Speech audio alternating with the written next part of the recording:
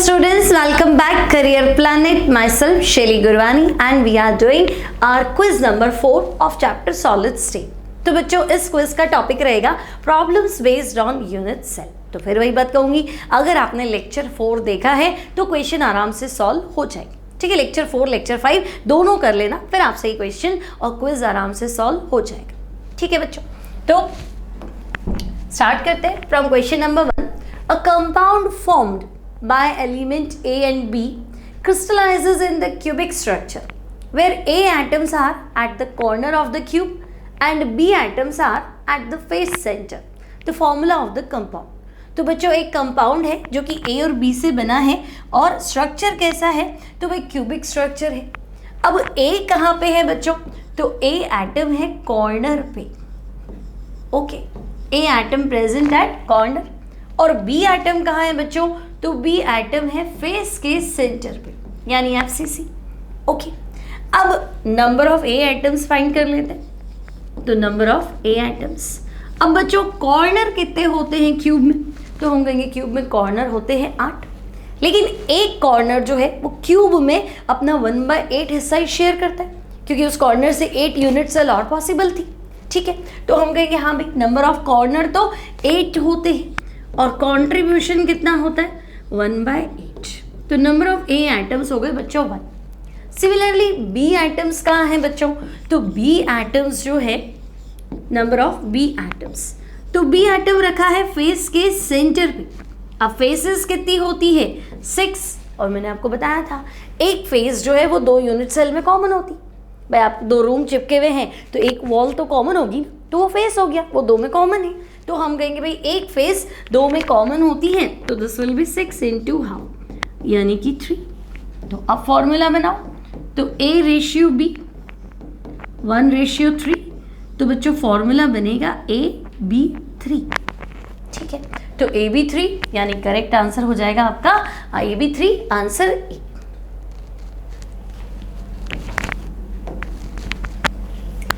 In a solid AB having NaCl structure, A atoms occupy corner of the cubic unit cell. If all the face-centered atoms along one of the axes are removed, then resultant stoichiometry of the solid. ठीक है, अब देखो एक structure है, एक compound है AB, structure NaCl का है. तो बच्चों उसको सॉल्व करने से पहले हमें NaCl थोड़ा क्लियर होना चाहिए. भाई NaCl की यूनिट सेल यानी कि Na+ और Cl-.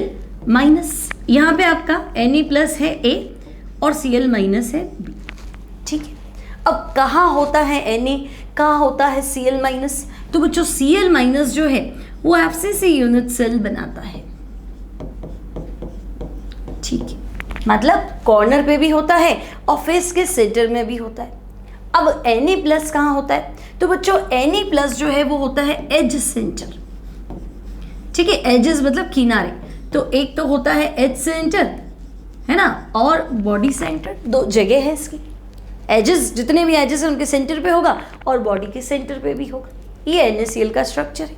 ठीक है, तो बच्चों अगर मैं आपसे कहूँ कि भाई number of A atoms, okay, तो नंबर ऑफ A मतलब A कहाँ पे है, तो हम कहेंगे A यानी Na+ मान लो. ठीक है, अब Na+ कहाँ पे था. अच्छा देखो, इन अ solid AB having the NaCl structure, A atoms occupy corner of the cube. तो बच्चों ये है ना FCC में है कॉर्नर और फेस सेंटर, तो यहाँ उल्टा कर देते हैं भाई, ये है A और ये है B. ठीक है, तो चलो नंबर ऑफ A एटम्स, तो अब ध्यान से देखो A कहाँ पे है, तो कॉर्नर पे भी है और फेस सेंटर में भी है. लेकिन आपने क्या किया है, A atom occupy the corner of the cubic unit cell. ठीक है, all the face center atom along one axis are removed. अब बच्चों ने एक क्यूब को इमेजिन करो. ठीक है, एक क्यूब सोचो, एक डाइस ले लो. तो हमने एक क्यूब इमेजिन किया, कोई भी एक्सेस ले लो है ना, वहाँ से निकलते हुए फेस सेंटर को कट करते चलो. ठीक है, तो वहाँ से हमने क्या किया, एक एक्सेस ले ली, लाइक ऐसे ले ली या कुछ मान लो कैसे, ये क्यूब मान लेती हूँ मैं. ठीक है, तो ये क्यूब है. अब चाहे तुम यहाँ से चलो. ठीक है, तो यहाँ से तुमने क्या किया, ये फेस और ये फेस है ना, यहाँ के एटम्स जो है इसने काउंट नहीं किए, ये एटम्स ने हटा दी. कोई भी एक एक्सिस से ले लो, चाहे ऐसे ले लो, तो बच्चों इस फेस का सेंटर और इस फेस का सेंटर क्या हट जाएगा। तो अगर मैं एक एक्सिस जो कि क्यूब से निकल रही है, या कोई भी एक्सिस ले लो एक्स वाई जेड, तो बच्चों उसमें से कितने फेस सेंटर एटम डिलीट होंगे, तो मैं कहूँगी एक तो बैक और एक फ्रंट। चाहे ऐसे ले लो, चाहे ऊपर से ले लो, तो भी ये वाला फेस और ये वाला फेस, चाहे इधर से ले लो, तो कोई भी एक्सिस से फेस सेंटर के एटम को डिलीट करना है। तो हम कहेंगे कि भाई अगर मैं एक एक्सिस के थ्रू जितने भी फेस सेंटर एटम है उनको डिलीट कर दूं, तो 6 में से 2 डिलीट हो जाएंगे, 4 तो अब भी रहेंगे। ठीक है, तो मुझे नंबर ऑफ ए एटम्स बताना है। तो ए कहाँ पे है, कॉर्नर पे, तो भाई कॉर्नर होते हैं 8, कॉन्ट्रीब्यूशन होता है 1/8, लेकिन फेसेस 6 थी पर आपने 2 फेस के एटम्स गायब कर दी, तो अब बचा 4 × 1/2। तो बच्चों 8 × 1/8 यानी कि 1 प्लस 4/2 यानी कि 3। तो यहाँ पे नंबर ऑफ ए एटम्स हो गए 3। ठीक है, अब नंबर ऑफ बी एटम्स बताओ, है ना। क्वेश्चन थोड़ा इजी हो जाता अगर ए बी की जगह वो आपको बी ए दे देता, क्योंकि ए बी में हमें ऐसा लगेगा भाई एन ए है और सी एल बी है, लेकिन वो फिर मेंशन कर रहा है कि नहीं भाई ए जो है वो कोने पे है, मतलब ये यहाँ है, यानी सी एल माइनस को ए मान लो और एन ए प्लस को बी मान लो। ठीक है, वैसे कर लेते हैं। तो भाई बी यानी कि सोडियम कहाँ होगा, तो हम कहेंगे एच सेंटर। अब क्यूब में एजेस कितने होते हैं, तो देखो कितने एजेस दिख रहे हैं, तो हम कहेंगे 4, फिर 5 6 7 8 9 10 11 और 12। तो बच्चों अगर एज के सेंटर पे कोई पार्टिकल रखा है ना, तो तुम क्या देखोगे, अगर पूरा 3D देखोगे तो तुम देखोगे एज सेंटर जो है वो 4 और यूनिट सेल में कंट्रीब्यूट होता है। यानी फिलहाल जो तुम्हें ध्यान रखना है वो ध्यान रखना है भाई एजेस कितने होते हैं, तो एजेस होते हैं 12। क्यूब में उसका कंट्रीब्यूशन कितना होता है, तो 1/4। ठीक है, प्लस बॉडी सेंटर, तो बॉडी सेंटर तो क्यूब के अंदर ही होता है ना, और उसका फुल्ली कंट्रीब्यूशन होता है, तो 1 × 1। तो ये हो गया बच्चों 4। तो अब जो फॉर्मूला बना A/B, तो A कितना है, तो हम कहेंगे 3 और B कितना है, तो 4। तो आंसर बनेगा A3B4। तो आप चेक कर लो, A3B4 आपका आंसर होना चाहिए, यानी सही उत्तर जो है आपका करेक्ट आंसर इज A3B4।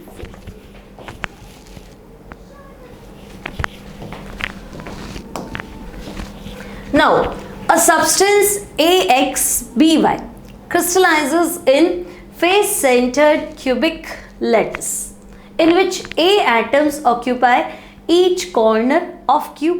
ठीक है, तो A कहाँ पे है भाई, तो हम कह रहे हैं A तो कॉर्नर पे दिख रहा है। ठीक है, अब B कहाँ पे है बच्चों, तो B occupy centre of each face. तो B जो है वो FCC है, फेस के सेंटर पे। ठीक है, ये कोने पे है और ये फेस के सेंटर पे है। अब फॉर्मूला बता दो, तो हम कर लेंगे सिंपल, नंबर ऑफ ए, तो हम कहेंगे ए कितने हैं, कॉर्नर पे, यानी 8 × 1/8। और नंबर ऑफ बी, तो बच्चों बी है फेस सेंटर पे, फेसेस होती है 6, कंट्रीब्यूशन होता है 1/2। तो अब आपका फॉर्मूला क्या हुआ, तो हम कहेंगे A/B 1/3, यानी it should be AB3। Clear, A corner पे है और बी जो है वो फेस के सेंटर पे है। ठीक है, now how many unit cell are present in cube shaped ideal crystal of NaCl of mass 1 gram. ठीक है, अब बच्चों देखो अभी एक क्वेश्चन किया ही था, NaCl के क्रिस्टल में हमें पोजीशन पता होनी चाहिए। NaCl के क्रिस्टल में बच्चों Cl माइनस जो है वो पूरा एब्सिस से लैटिस बनाता है, यानी कॉर्नर पे भी होता है, फेस के सेंटर पे भी होता है। तो कॉर्नर हो गए 8, कंट्रीब्यूशन हो गया 1/8, फेसेस हो गई 6 और कंट्रीब्यूशन हो गया 1/2। तो Cl माइनस जो है वो आएगा 4Cl माइनस, और Na प्लस जो है बच्चों वो होता है एज सेंटर पे। ठीक है, और बॉडी के सेंटर पे, तो हम कहेंगे ये भी 4 आएगा। अभी फाइंड किया था, एजेस कितने होते हैं 12, एज सेंटर का कंट्रीब्यूशन होता है 1/4, तो 12 × 1/4 प्लस एक बॉडी के सेंटर पे यानी 1 × 1। तो बच्चों मैं ऐसा कह दूं कि भाई एक यूनिट सेल अगर होगी, है ना। अगर एक पूरी यूनिट सेल बनाओगी तो 4 Cl तो तुम्हें वैसे ही चाहिए और 4 Na भी तो चाहिए, यानी NaCl की एक यूनिट सेल बनाने के लिए मुझे 4 NaCl चाहिए, है ना। सोडियम प्लस और Cl माइनस 4 लगेंगे, ठीक है। 4 NaCl से मान लेती हूँ। अब ये कह रहा है कि आपके पास 1 ग्राम NaCl है, ठीक है। तो बच्चों आप ऐसा करो, मोल्स फाइंड कर लो। तो मोल इक्वल्स टू क्या होता है, तो हम कहेंगे मास अपॉन मोलर मास, ठीक है। अब मास गिवन कितना है, तो मास गिवन है 1 ग्राम। मोलर मास तो बच्चों Na का तो होता है 23, Cl का होता है 35.5, ठीक है। सो दिस विल बी 1/58.5, ये मोल होगी, ठीक है। अब क्या करें, तो भाई मोल आ गया तो एटम्स निकाल लेते हैं। NaCl कितने होंगे एक मोल में, अगर मैं आपसे कहूँगी भाई एक मोल में NaCl कितने, है ना, एक मोल NaCl है तो NaCl की यूनिट्स कितनी है, तो हम कहेंगे अगर डजन बोलते तो 12 से मल्टीप्लाई करते, किलो बोलते तो 1000 से मल्टीप्लाई करते, और मोल बोला तो एवोगैड्रो नंबर से मल्टीप्लाई करते हैं, ठीक है। तो बच्चों 1 मोल NaCl, अगर आपसे कहा जाए 1 मोल NaCl तो आप कहेंगे 4 unit NaCl, sorry 1 mole NaCl मतलब 6.02 into 10 to the power 23 units हो गई NaCl की, ठीक है। तुम्हारे पास कितने मोल है, तो हम कहेंगे हमारे पास तो है 1/58.5 मोल NaCl। तो NaCl की यूनिट्स कितनी होंगी, तो हम कहेंगे कि भाई 1/58.5 यानी 6.02 into 10 to the power 23 multiply with 1/58.5, ठीक है। ये हो गई NaCl के यूनिट्स। अब भाई अगर मेरे पास 4 सोडियम क्लोराइड होते तो मैं एक यूनिट सेल बना सकती थी, है ना। आपने लिखा ना एक यूनिट सेल बनाने के लिए कितने चाहिए, 4 NaCl, ठीक है। तो बच्चों 4 NaCl कंबाइन टू गिव, तो अगर 4 NaCl यूनिट मिल गई तो हम कहेंगे अगर 4 NaCl कंबाइन हुए तो एक यूनिट सेल तैयार हो जाती है, ठीक है। तो अगर मेरे पास NaCl खुद ही एक होता तो एक मॉलिक्यूल ही है तो, है ना, तो हम कहेंगे NaCl की एक यूनिट है 1 NaCl, तो यूनिट कितनी हो गई 1/4 यूनिट सेल्स। अब तुम्हारे पास कितने NaCl है, तो तुम्हारे पास नंबर है ना, ये मोल नहीं निकाला है, एग्जैक्ट नंबर कितना है, तो हम कहेंगे हमारे पास तो इतने NaCl है ना, इतने यूनिट NaCl पड़ा है, ठीक है। अभी आयनिक कंपाउंड है ना, इसलिए मॉलिक्यूल नहीं बोलते, यूनिट्स बोलते हैं, ठीक है। तो अब 6.02 into 10 to the power 23 into 1/58.5 units NaCl gives, तो भाई तुम्हारे पास NaCl के इतने सारे यूनिट्स है तो कितनी बनेंगी, तो हम कहेंगे 4 होते तो 1/4, 4 होते तो 1 बनती, है ना। तो जितना भी आंसर है उसका 1/4 कर देना, ठीक है। तो बच्चों लेक्चर 5 में हमने इस तरह के बहुत सारे क्वेश्चन किए हैं, तो आपको लेक्चर 5 देखना पड़ेगा, उससे ये और क्लियर हो जाएगा। अब आप सॉल्व कर लो बच्चों। 6.02 into 10 to the power 23 divided by 4 into 58.5, so आपका आंसर आएगा 2.57 इंटू 10 टू दी पावर 21, इतनी यूनिट सेल्स बन जाए। सिंपल, सबसे पहले क्या करेंगे, 1 ग्राम NaCl है, मोल्स निकाल दो, तो हम कहेंगे मास अपॉन मोलर मास, मोल आ गया, सॉल्व करने की जरूरत नहीं, 1/58.5। अब अगर 1 मोल होता है तो एवोगैड्रो नंबर के बराबर यूनिट्स होनी चाहिए। भाई 1 मोल NaCl मतलब कितने NaCl कितने, तो हम कहेंगे एवोगैड्रो नंबर, ठीक है। तो आपके पास कितने मोल है, तो 1/58.5, तो एवोगैड्रो नंबर को इससे मल्टीप्लाई कर लो। अब NaCl का एक यूनिट सेल बनाने के लिए मुझे 4 सोडियम और 4 Cl चाहिए, है ना, स्ट्रक्चर हमें पता है। तो भाई 4 NaCl मिलके एक यूनिट सेल बनाते हैं, एक ही NaCl होता तो यूनिट सेल 1/4 ही बन पाएगी, तो आपके पास जितने भी NaCl है उसका 1/4 कर दो, उतनी यूनिट सेल तैयार हो जाएगी। तो यहाँ आपका आंसर होगा 2.57 into 10 to the power 21। Now, if the ratio of coordination number of A to that of B is X is to Y, then ratio of number of atoms of A to that number of atoms of B.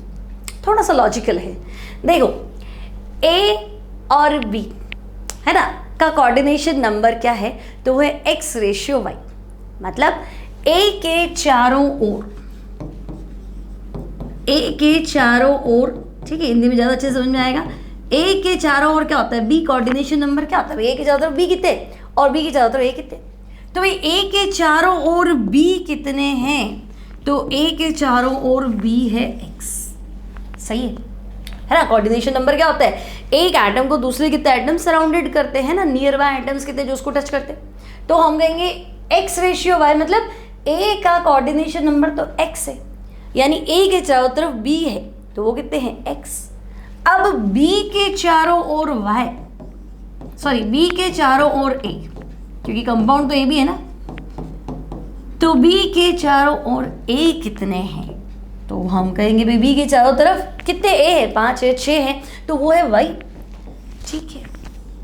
तो ये मतलब B कितने हैं, तो हम कहेंगे x, और A कितने हैं, तो y, तो भाई B है x और A है y। तो आपसे पूछा है number of atoms A to that number of atoms of B, मतलब A अपॉन B में नंबर ऑफ एटम्स बताओ, ठीक है, नंबर ऑफ एटम्स का रेशियो बताओ A बाय B, तो हम कहेंगे भाई A तो है y और B है x, सो करेक्ट आंसर क्या हो जाएगा, तो y रेशियो x, यानी कि आंसर B। क्लियर, सिंपल है। चलो थोड़ा सा स्टैंडर्ड क्वेश्चन है आज।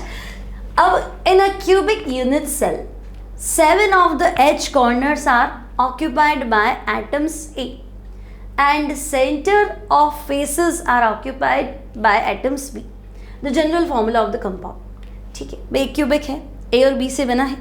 अब A जो है वो 7 of the 8 कॉर्नर, भी कोने तो 8 है पर 7 जगह ये बिठाया है, 8 जगह बिठाया ही नहीं है, ठीक है।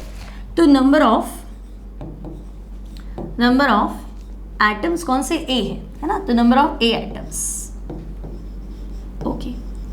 तो हम कहेंगे भाई कॉर्नर होते तो 8 है पर आपने बिठाए 7 पे है, तो चलो 7, लेकिन कंट्रीब्यूशन तो 1/8 रहेगा, आपने एक जगह फिल नहीं की, उससे क्या मतलब, कंट्रीब्यूशन तो 1/8 रहेगा भाई। फेस सेंटर मतलब एक वॉल 2 में कॉमन है, अब आपने पार्टिकल नहीं रखा तो कोई बात नहीं है ना, अगर रखते तो आधे में बैठता, नहीं रखा तो कोई दिक्कत नहीं, तो भाई कंट्रीब्यूशन तो 1/8 ही होता है हर पार्टिकल का। अब आपने 7 रखे तो 7 से मल्टीप्लाई कर लेते। Now number of atoms of B, number of B atoms, sorry, तो B कहाँ पे है, तो भाई B तो है फेस सेंटर पे, तो फेसेस कितनी है 6, कंट्रीब्यूशन कितना है 1/2, तो हम कहेंगे कि भाई A रेशियो B, ठीक है। तो बच्चों A तो है 7/8 और B कितना है 3। अब सिंपल रेशियो नहीं आ रहा तो हम क्या करते हैं, सिंपल रेशियो के लिए यहाँ पे भी 8 से मल्टीप्लाई कर लेते, यहाँ पे भी 8 से मल्टीप्लाई कर लो, तो 8 तो कैंसिल हो गया और यहाँ हो गया कितना 24, तो जो फॉर्मूला बनेगा that will B A7 B 24। अब चेक कर लो, तो A7 B 24 तो मिल ही गया तुम्हें, करेक्ट आंसर C। क्लियर, कोई डाउट नहीं यहाँ तक। Now, number of atoms per unit cell for BCC cubic system. तो बच्चों BCC cubic system क्या होता है, तो हम कहेंगे BCC cubic system में कॉर्नर तो होते हैं 8 है ना, वहाँ पे आपने पार्टिकल्स रख रखे हैं, ठीक है। 8 particles are present at 8 corners of the cube, ठीक है, यहाँ पे रखें और एक पार्टिकल बॉडी के सेंटर पे रखा है, तो हम कहेंगे कॉर्नर पे 8, कंट्रीब्यूशन 1/8, एक पार्टिकल बॉडी के सेंटर पे, तो टोटल नंबर ऑफ एटम्स हो गए 2। तो बच्चों BCC यूनिट सेल में टोटल नंबर ऑफ एटम्स होते हैं 2, so here answer is 2, option C।